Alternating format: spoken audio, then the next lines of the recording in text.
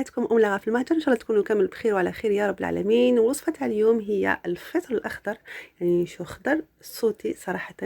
الفطر فيه أنواع كبيرة يعني وفوائد صحية للجسم تاعنا. هو يعني مصدر عديد من الفيتامينات الضرورية كما قلت لكم، مثل البروتينات والألياف، العديد يعني من الفيتامينات والمعادن. واللي حاجة مليحة فيه يدخل حتى في الأنظمة خسارة الوزن لمحتواه المنخفض من السعرات الحرارية، يعني خالي من الدهون والكوليسترول عفوا والجلوتين. يعني صراحة يعني رائع. نتمنى الوصفة تاع اليوم تنال إعجابكم ونبداو على بركة الله. أنا يعني عندي في الوصفة عندي المعدنوس، نسحق زيت الزيتون والملح والفطر بطبيعة الحال. فوالا هادو هما. دونك انا نقطع المعدنوس تاعي قطع صغيرة، الثوم كذلك، ونجيب الفطر هنايا. شريت الفطر يعني اللي ما نشروش معلب، اللي نشرو خضر هكذاك نقطعوه. انا كان فيه شويه شوائب من برا، دونك حذفتهم عادي كما راكم تشوفوا معايا. صراحه انا كي شريته ما كانش فيه شوائب، مي كما قلت لكم خليته واحد يومين ولا ما حضرتوش. دونك فوالا بعد ما نحيت له كامل الشوائب نجي هنايا نقطعو عادي.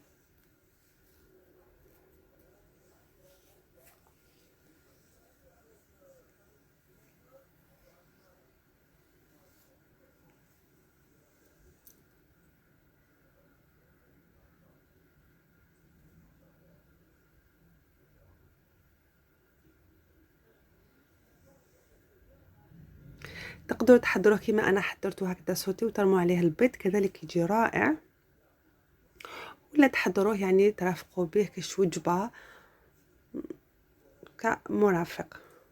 تقدروا حتى تحضروه هكذاك، يعني صراحه يجي بزاف لذيذ. هنا شوفوا كما قطعت الثوم قطع صغيره. المقله تاعي سخنه شويه فوق النار،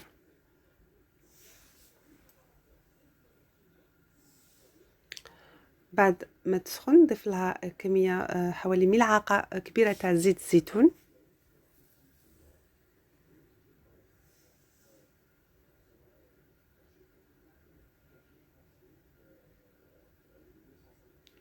ونضيف الفطر تاعي لي شامبينيون،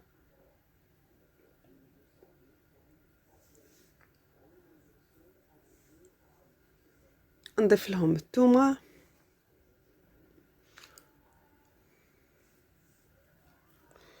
ونشحروهم مليح مليح. ما نطولوش برك عليهم باش ما يفقدوش يعني الفيتامينات.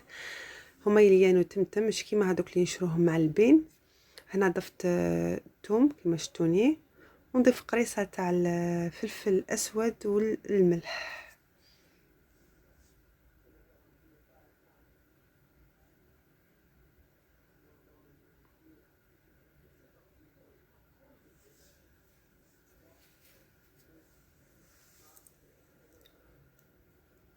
يعني أكلة سهلة وفيها العديد من الفيتامينات صراحة.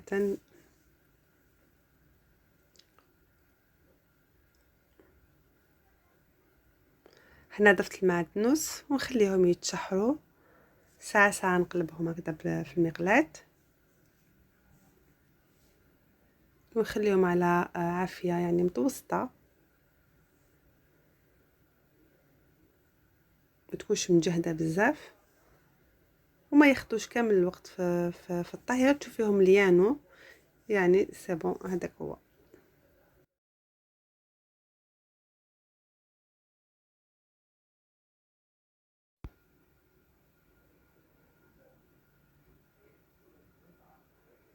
هنا ضفت لها رشة تاع المعدنوس اخرى،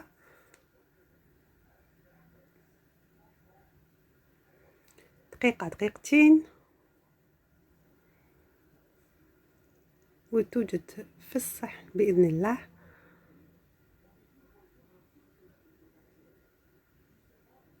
هذا الصحن راح يكون صحي كتير كتير كتير كتير. يعني تقدروا ترافقوه مع أي طبق معاه، مثل لحوم ولا أي شيء، مثل حتى الأسماك علاش لا، حتى أي شيء يعني تحبوا تقدموه. سينو كما قلت لكم تكسروا عليه البيض، صراحة يجي ولا أروع. والأهم هو كما قلت لكم صحي صحي صحي. ما بقى لي غير نقول لكم شهيتكم في الجنة إن شاء الله، ونتلاقاو في وصفات أخرى بإذن الله. ربي يحفظكم إن شاء الله، والسلام عليكم ورحمة الله تعالى وبركاته.